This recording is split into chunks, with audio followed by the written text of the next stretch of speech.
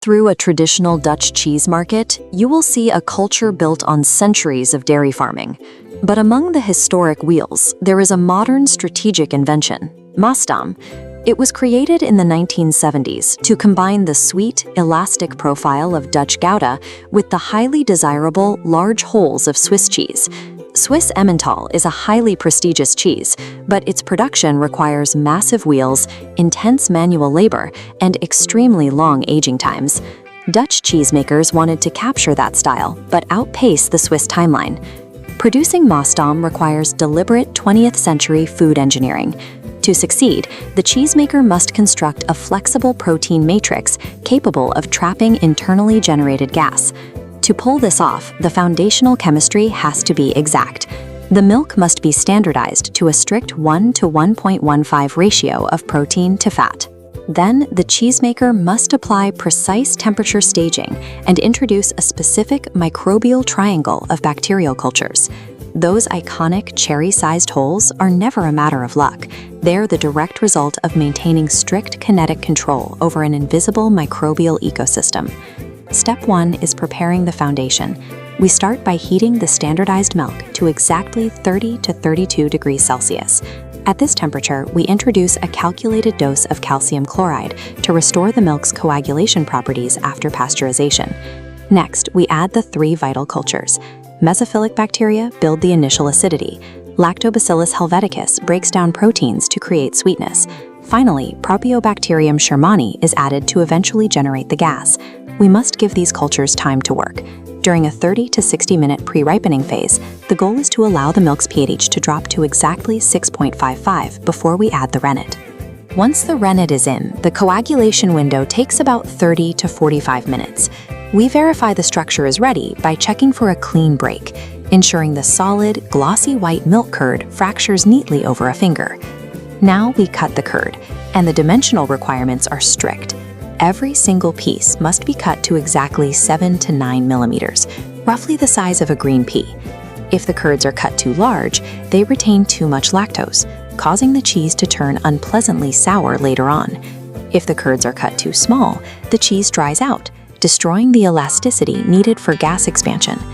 Achieving that exact 7 to 9 millimeter cut establishes the baseline moisture to protein ratio. This single step dictates whether the cheese will expand perfectly or crack under pressure weeks from now. We replace 30% of the whey with 60-degree water, raising the vat to 38 degrees.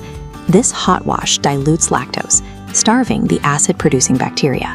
This ensures the pH remains above 5.2, the minimum threshold for P. shermani to survive. Next, the curds are transferred into their molds.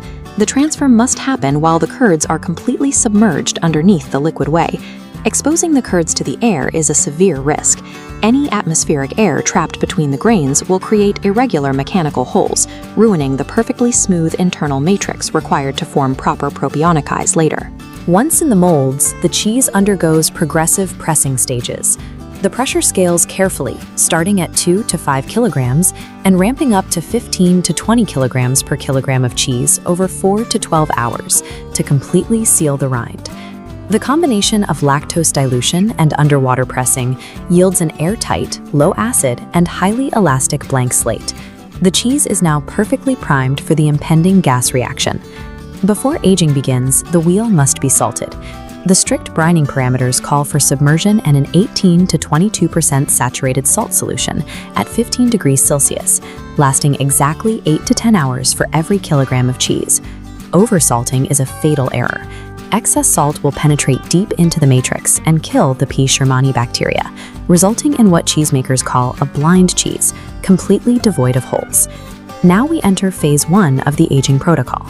The cheese spends 10 to 14 days in a cold room set to 10 to 12 degrees Celsius. This allows the salt to equalize and the proteins to stabilize. Then comes the critical phase 2. We transfer the wheel to the hot room at 18 to 20 degrees Celsius for 2 to 4 weeks. During this window, the wheel must be flipped daily to maintain strict physical symmetry. Inside the hot room, a powerful biochemical reaction takes place. The P. shermani awakens, consumes the remaining lactic acid, and expels massive amounts of carbon dioxide. The pressure from this gas physically inflates the wheel from the inside out. Once the target expansion is reached, we execute phase 3.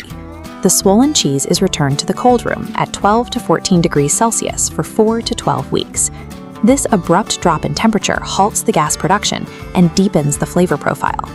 Waking and freezing the bacteria on command through this strict thermal manipulation is the only way to successfully coordinate the cheese's structural elasticity with its precise internal gas volume. After weeks of careful temperature management, we reach the moment of truth. We physically slice the aged wheel in half to expose the internal landscape. We verify the chemical success by checking for perfectly round, glossy, cherry-sized eyes distributed evenly throughout the yellow paste. We can prove the structural integrity by bending a slice back and forth. Its extreme elasticity demonstrates that the protein matrix survived the massive gas expansion without suffering any splits or internal cracks. The resulting sensory profile yields a sweet, nutty core flavor that transitions into a distinct, creamy butter finish. If you want to try this process yourself, check the description box below. We have linked a mathematically scaled 15-liter recipe, along with a specific troubleshooting guide to help you avoid common pitfalls like butyric swelling and Clostridium contamination. Producing a flawless Maasdam requires mastering the delicate equilibrium between milk chemistry, kinetic limits, and microbial timing. Pulling it off is the ultimate proof of a cheesemaker's technical skill.